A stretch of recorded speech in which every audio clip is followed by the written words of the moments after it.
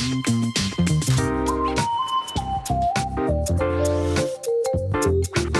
tout le monde, bienvenue dans Les Jardins d'Éden, le podcast qui va à la rencontre des comédiens et artistes d'aujourd'hui et de demain. Chose promise, chose due, voici la seconde partie de l'épisode avec Jade et Enora, où ici on abordera le sujet des troubles de la parole quand on veut être comédien. Je vous invite grandement à aller écouter la première partie si c'est pas encore fait, et je vous souhaite une super écoute.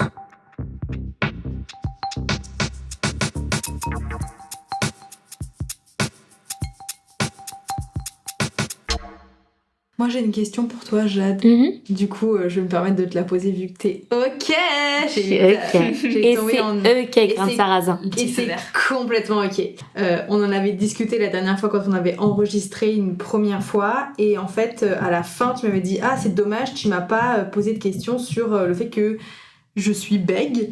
Oui, c'est vrai. Comme Valérie, la Miss France. Parce que ça m'a pas en fait ça fait 2 ans qu'on se connaît, t'as été ma coloc pendant 1 an et demi, donc j'ai jamais prêté attention à ça et je pensais pas que c'était un truc qui pouvait rentrer en fait dans ma tête. C'était pas un truc qui existait. Je sais pas comment expliquer. Ouais, je vois ce que tu veux dire. Dans ma tête, ce n'existait pas. Et en fait, effectivement, c'est très juste. Et est-ce que tu peux déjà nous en parler? Qu'est-ce que tu as, ma grande star? Qu'est-ce qu'elle a, celle-là? C'est vrai que ça s'entend pas. Peut-être qu'en vrai, au dérochage, tu vas entendre. Il y a des fois où peut-être mes mots trébuchent ou je me répète. C'est possible. Là, j'ai l'impression que je me contrôle assez bien. On sait qu'on n'entend pas comme ça, mais c'est du travail. Hein. C'est pas. C'est pas arrivé comme ça. Je suis bec depuis que je sais bien parler. On va dire, ça a commencé vers 4-5 ans. Vers mes 4-5 ans. Ouais. Bon, j'ai parlé tôt de manière générale. Non, j'étais très relou sur ça. En plus, ma mère m'a dit un jour, elle espère que j'aurai des enfants qui sont comme moi j'ai été, genre aussi insupportables. Mais dans le sens où vraiment je m'arrêtais pas parce que je parlais beaucoup, mais je pense que quand t'es petit, tu te rends pas compte en plus que j'ai commencé à complexer sur mon bégaiement quand je suis arrivée, je pense, vers le collège-lycée, parce que là tu commences à t'en prendre vraiment, pas plein la tête, mais tu t'en rends compte en fait. Et petit, je me rendais un peu moins con, je le savais. Chloé, genre, typiquement, disait que je buguais. C'était marrant. Elle disait tu bugs. C'est mignon en vrai. J'avais vu une orthophoniste quand j'étais petite, genre vers 5-6 ans, et elle avait dit un truc en mode elle a pas de problème, hein. Voilà, fin. Parce que en fait, ce qu'elle me faisait faire, c'était dire tu sais dire le mot vélo? Moi, je disais vélo. Tu sais dire le mot pipe? Pipe. Tu sais dire le mot bicyclette? Moi, j'avais bicyclette, enfin. Je vois pas où elle parle. Je vois pas pourquoi on fait ça. Et en fait, pour elle, si je bégayais pas sur ces mots elle aimait bien les transports isolés, elle était assez c'était pas un problème. Ouais. Alors qu'en fait, c'est sur la longueur qu'on le voit. Enfin, c'est quand j'entame une conversation et à force, avec le temps, un peu comme les gens qui sont TDAH ou autistes ou quoi que ce soit, j'ai développé des mécanismes d'esquive. Je sais pas si c'est clair ce que je dis. Genre, maintenant, mon cerveau est habitué. Avant, c'était de l'exercice. Mais maintenant, mon cerveau est habitué. Et j'ai à peine besoin de m'arrêter dans ma phrase pour sans sentir le truc venir et pouf, je change de direction. Parce qu'en fait, ce que j'ai... Donc, ça a commencé quand j'avais 4-5 ans. Et mon petit frère a la même chose. Ah ouais? Ouais. Sachant que je n'ai pas grandi avec mon petit frère, parce que moi... En gros, ce frère-là est né quand j'avais 18 ans. Donc, on n'a pas vécu dans les mêmes maisons. Genre, moi, j'étais déjà partie à la fac quand lui, il est né. Et lui, il a aussi le bégaiement. Et le même que moi. C'est-à-dire que parfois, je vais commencer une phrase et ma première lettre, elle va pas se sortir. Par exemple, je vais vouloir dire maman, je sais pas quoi. Je vais dire genre maman. Genre, ça sort pas. Mais c'est pas comme si... C'est horrible parce que dans ma tête, j'ai mon mot. Genre, j'ai le mot maman qui veut se sortir. Mais c'est comme si c'était enrayé. Ouais. Et ça vient d'une contraction du larynx. Vous le saurez. Mon larynx se contracte et ma voyelle qui suit ma consonne ne sort pas et la consonne reste coincée. Et après, j'ai les répétitions, hein, comme genre les bon, ça arrive. Mais celle qui m'embête le plus, c'est quand la première lettre, elle reste coincée parce que j'ai l'air con, je trouve. Je trouve qu'à la limite, quand je répète une syllabe, ça se cale un peu plus dans une conversation. Mais quand t'es là, tu fais genre... Mais je trouve ça... Enfin, pas audacieux, mais plus... je trouve ça cool que ce soit pas un blocage pour toi. Parce que, en vrai, c'est... Je vais pas dire, c'est hyper courageux ce que tu fais. T'es so brave. T'es tellement brave. Mais je trouve que c'est quand même audacieux et ça demande quand même du courage avec ce truc-là de décider de faire un métier dans l'audiovisuel et dans le doublage. Ça pourrait sembler être une barrière. Est-ce que c'est un truc qui te fait flipper ou pas ? Ça m'a fait flipper. Maintenant, non. Parce que, en fait, alors... Ce qu'il faut sachez d'abord, avant tout, c'est que... Bon, j'avais vraiment... Bon, c'était très très compliqué. Quand j'ai commencé à Florent, premier mois et demi à Florent, voilà, hop, ça commence à revenir parce que je suis un petit peu fatiguée, j'arrive moins à me... oui, mon premier mois à Florent, j'étais incapable de jouer. C'est-à-dire que je montais au plateau, parce qu'il faut savoir que, donc, ça affecte ma parole, mais aussi ma lecture, c'est-à-dire que je vois ma feuille, j'arrive à tout lire, incapable de les dire à haute voix, genre parfois, je sais pas si c'est clair. Oui. Et d'ailleurs, vous entendrez peut-être beaucoup que je mets beaucoup de filler words, des petits mots filler comme ça, genre, en fait, mais parce que ça m'aide à relancer ma phrase. On dirait que je dis juste beaucoup ça, mais parce que ça m'aide à pas caler, entre guillemets. Mais pendant 1 mois et demi, j'arrivais pas à jouer. Je montais au plateau pour 5 minutes de vide. Et Louise, elle savait plus quoi faire. Donc, Louise, c'était ma prof. Elle savait plus quoi faire. Et j'arrêtais pas de m'excuser. Et Pierre Launay, il arrêtait pas de dire on peut arrêter de t'excuser sur le plateau, là. T'as pas de t'excuser de vivre, en fait. Alors que moi, j'avais la pétoche. En vrai, ça m'a beaucoup aidé. Parce que verbaliser le fait que c'est pas grave, on va prendre le temps dont t'as besoin. Parce que vraiment, faut vous dire, imaginez une classe de 25, toi tu montes au plateau, on te demande, lis la phrase là, il y a rien qui sort et t'es genre... Moi je me souviens de toi. Et j'avais peur, la pétoche, et Dieu merci, j'ai eu des camarades qui ont toujours été cool, et même en deuxième année. Mais c'est ce que j'allais dire, moi je me souviens de toi en deuxième année, en début de deuxième année, mais je me souviens vraiment de ton évolution au plateau où le tout premier, c'était quoi ? C'était les monologues qu'on avait fait avec Bruno Blairet. Ah ouais, j'avais pas aimé cette... C'était pas mon préféré non plus, ça m'avait pas mal stressé, mais Bruno, moi c'était trop bien, je l'aimais trop. Bruno, il est super, mais il est stressant. Mais oui. Il est super, mais... imposant. Ouais. Il a un truc un peu ours, un petit peu haut qui dort, mais... C'est ça. Faut pas trop le chercher. Mais je me souviens de ton monologue... je me souviens pas forcément de l'interprétation ou quoi, mais je me souviens de toi j'ai pas envie de dire renfermé ou fermé, mais aussi tu peux le dire, t'étais une petite chenille, et je t'ai vraiment vu devenir papillon. Magnifique papillon. Waouh, c'est vrai. Il est tard. Sur Parcours d'un rôle, quand t'as fait Ophélie. Ophélie Master. Et je me souviens, c'était avec Blanche, on était vraiment tes deux fangirls à chaque fois parce que je me souviens que c'était quand même Parcours d'un rôle, on peut dire c'était stressant. Ouais. Et je me souviens, on se tenait la main, quand on voyait le dégât, allez vas-y, tu peux le faire. Mais et on était non, vous êtes trop mignonne. On était trop à fond, tu vois. Et quand tu passais le truc, ouais, c'est bon, on était trop contente. Et je me souviens le jour de l'échéance, même Naïs, notre prof Naïs Elfassi. Oui, elle me l'avait dit, elle m'avait dit, oh non mon bébé, ou je sais plus quoi. Oui, elle avait fait mon bébé, un truc comme ça. Parce que t'avais bugué au tout début parce que t'étais super stressée et qu'elle t'avait dit genre respire ma puce ou je sais pas quoi. Et vraiment, mais t'avais toute la classe qui retenait son souffle parce qu'on avait tous pris à partie ce truc-là. Genre, c'était un peu devenu... je sais pas comment dire, mais c'était... c'est trop mignon. C'est ça que je trouve hyper sympa aussi. Je reprends ce que tu disais tout à l'heure quand on parlait du côté de troupe. Et pourtant, Dieu sait si en deuxième année... c'était pas facile. On n'était pas très soudés. Mais je trouve que vraiment par rapport à ça, contrairement au collège, lycée, où Dieu sait si les moqueries, on en connaît. Enfin, de toute façon, on sait toujours les trouver quand on est petit. Mais je trouve que là, vraiment, on avait truc là où quand chacun avait un peu une difficulté sur un truc, il y avait grave de l'entraide et c'était pas palpable dans le sens on se le disait pas, on n'était pas tous à se regarder en mode oh elle a réussi, tu vois, mais c'était plus un truc dans l'énergie où tout le monde était en symbiose et on s'envoyait ce truc là et on sentait qu'il y avait l'énergie quand t'arrivais à sortir ta phrase sans bugger, on était tous en yes.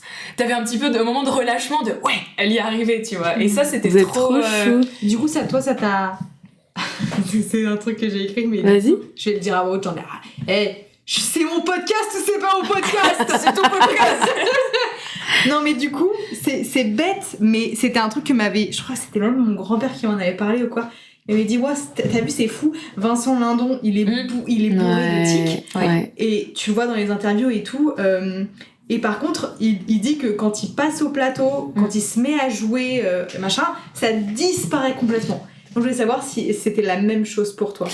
Oui, et ça dépend de mon état aussi, hein. Des fois quand je suis très fatiguée c'est compliqué, mais je crois, alors maintenant, je vais te dire, maintenant oui. Il y a une époque quand j'étais encore en travail dessus, comme Enora disait, quand j'étais en première, deuxième année, quand j'étais encore en travail sur mon bégaiement, parce qu'il faut savoir que le théâtre a vraiment été mon élément débloqueur, genre... Vraiment, avant le théâtre, j'avais rien trouvé qui m'aide avec mon bégaiement. Combattre le mal par le mal. C'était vraiment ça. C'est une dinguerie. En fait, je pense que c'est comme tout, c'est un muscle à travailler, entre guillemets. Ça m'a vraiment aidé de faire du théâtre, et d'ailleurs, je le recommande de manière générale. S'il y a des gens dans votre entourage, ou même vous-même qui êtes bègue, ou même on en parlait tous, qui est trouble 10, trouble qui affecte le comportement, comme être TDAH, comme être sur le spectre de l'autisme ou autre. Mais c'est vraiment un truc qui aide, et même on en parlait. Parlez-en un jour avec Pénélope, genre ça va parce que Pénélope c'est une copine à nous qui est dyslexique, je crois, dyspraxique, je suis pas sûre. Si, je crois que c'est ça, dyslexique et dyspraxique. Et le théâtre, ça vraiment, ça fait fleurir les choses qu'on pensait être bloquées, genre ça me fait penser c'est trop cool. à un truc. Je termine sur cette anecdote qui ça date de mon stage et vraiment genre ça m'a donné envie d'y aller. Ça me fait penser vraiment à ce que tu dis. Je rebondis là-dessus. C'est pour ça j'avais complètement oublié. Vraiment ça vient de rouvrir une porte. On avait un monsieur avec nous. Je n'arrive pas à me souvenir de son prénom. C'était un monsieur où je sais plus quel âge il avait, mais il avait entre 40 et 50 ans. Il était d'une timidité maladive, mais quelque chose vraiment, j'avais jamais vu ça pour un adulte, vraiment, mais pire qu'un enfant de 6 ans, hein, qui vraiment... Et il était adorable, ce monsieur, mais vraiment un amour.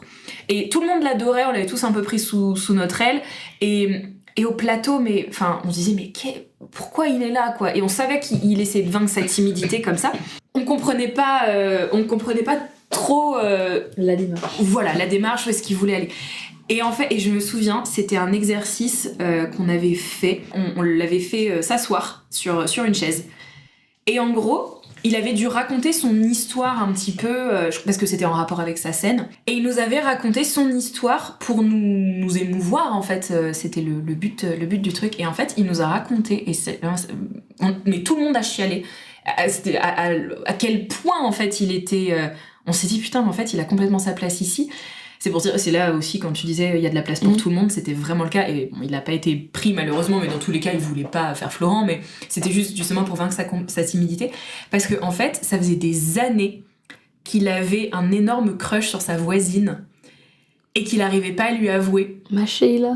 Mais vraiment, et genre il nous a raconté ça, mais c'était un truc, je saurais même pas vous le dire.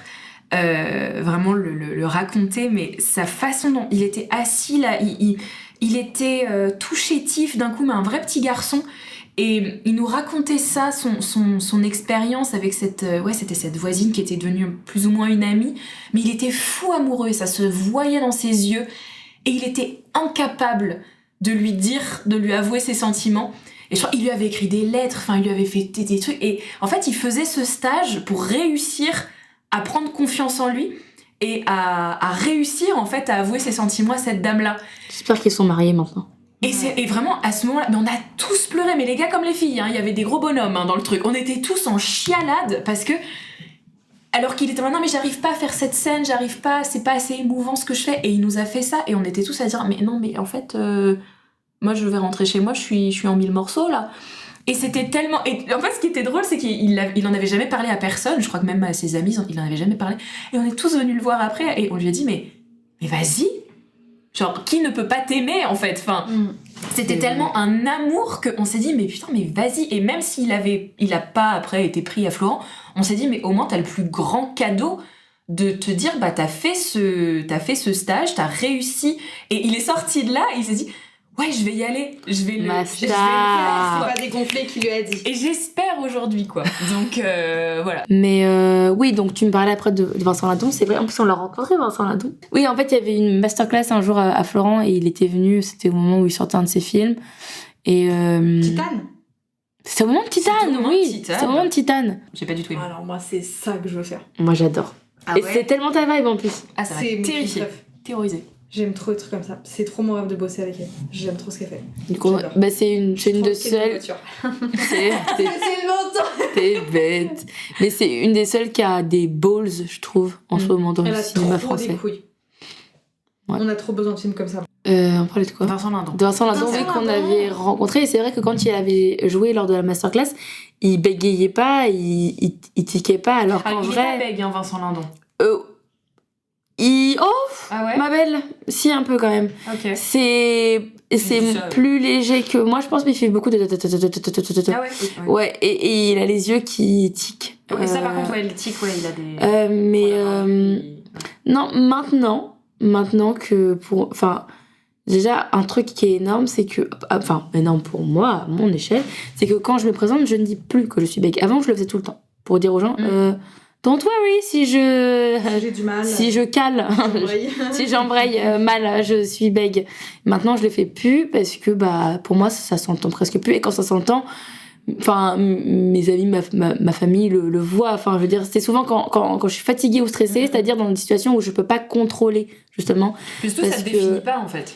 Enfin, moi, mais alors, beaucoup de gens m'ont dit, mais ça t'apporte un charme. Je suis en mode, mate ton charme, quoi. Il y a des gens, genre, ils sont juste charmants. Genre, moi, je suis bègue. Genre, je pense que c'est important aussi qu'on en parle. L'autre jour, bon, c'était cet été, je pense. Cet été, je pense, au travail, j'avais eu l'occasion de rencontrer une petite fille qui était bègue. Et mon Dieu, là, j'avais pris tout mon temps. J'étais en mode, ma belle, pas une fois, je vais t'interrompre. Vas-y. J'étais en mode, vas-y, continue. Vas-y, je t'écoute. Je lui disais à chaque fois, vas-y, je t'écoute. Et tu sais, elle était en train de chercher ses mots, c'était dur. Et je me suis dit, je vais pas la couper tant qu'elle a pas fini sa phrase, parce que moi, c'était vraiment ma hantise quand j'étais petite, que ma mère, elle me dise, bon, là, si c'est pour prendre autant de temps, bon, tu vas revenir me voir plus tard, hein, parce que... Et elle me faisait vraiment, elle va rester après toute seule dans la cuisine, comme ça, en mode, bon, bah, c'est pas grave. Et pareil, avec mon frère, bah, mon petit frère, il a 7 ans, et il bégaye exactement de la même manière, et vraiment, je mets un point d'honneur à ce qu'il finisse sa phrase, et je me dis, oui, vas-y, c'est bon, je t'écoute, vas-y. Et sans le couper parce que c'est frustrant. Mais maintenant que tout va beaucoup mieux parce que le théâtre a été guérisseur, libérateur comme pas possible, et ben ouais, franchement, je trouve que quand je passe au plateau, quand je joue, quand je double, ça part. Parce qu'en fait, je pense qu'il y a un truc. Est-ce que vous saviez que dans le cerveau, la partie qui s'occupe de la chanson et de parler, c'est pas la même chose? Genre quand tu chantes et tu parles, dans ton cerveau, c'est pas les mêmes zones qui s'activent. Ce qui veut dire que quand tu parles, tu peux bégayer, mais quand tu remarqueras, personne ne bégaye quand on chante. C'est vrai. Parce que tu c'est peux pas... bégayer quand tu rappes. Non.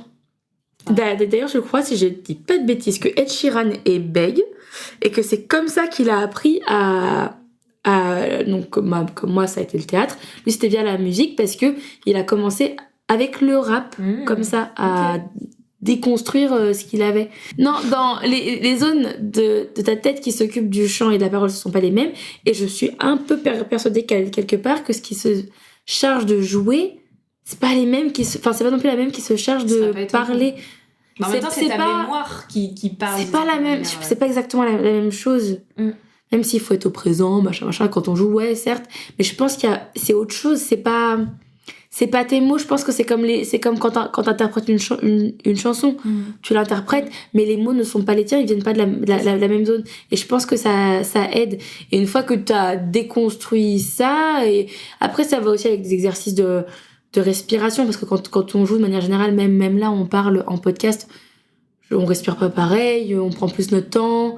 Bah tu projettes, de toute façon, à partir du moment où tu joues au théâtre. Donc c'est ouais, même au travail ça m'arrive rarement de bégayer, et si je bégaye, on joue avec, c'est pas grave. En fait ça peut être différent d'être en jeu, en fait. C'est pas toi. Oui, c'est ça. C'est qu'en fait je pense que Jade elle bégaye, mais les personnages qu'elle joue, non, ils sont pas censés être bègues. C'est trop bizarre, oui, un peu un truc de dissociation, mais finalement, je pense qu'on a tout ça, c'est juste que chez moi, c'est visible, parce qu'il y a un caractère physique, physiologique qui se manifeste. Mais je crois que j'avais vu un truc comme ça qui disait que, en soi, entre guillemets, personne n'est bègue, mais c'est juste qu'il y a un truc qui se développe quand t'es petit de ça, où tu peux commencer à bégayer, et en fait, c'est justement ce que tu disais quand t'as quelqu'un qui te décourage justement à te dire genre ça prend trop de temps ce que tu me dis, et en fait comme tu fais une fixette là-dessus, tu stresses encore plus, et du coup c'est ça qui se développe et ça fait partie de ta personnalité après, de dire mais de toute façon je peux pas parler parce que je bug sur mes mots, quoi. Du coup c'est hyper bien de les encourager à terminer leurs phrases, parce qu'en fait ça se trouve ils vont grandir et au final ils vont se débarrasser entre guillemets de ce... La morale de l'histoire, c'est ne coupez jamais un enfant qui veut vous parler. C'est vraiment, je te jure.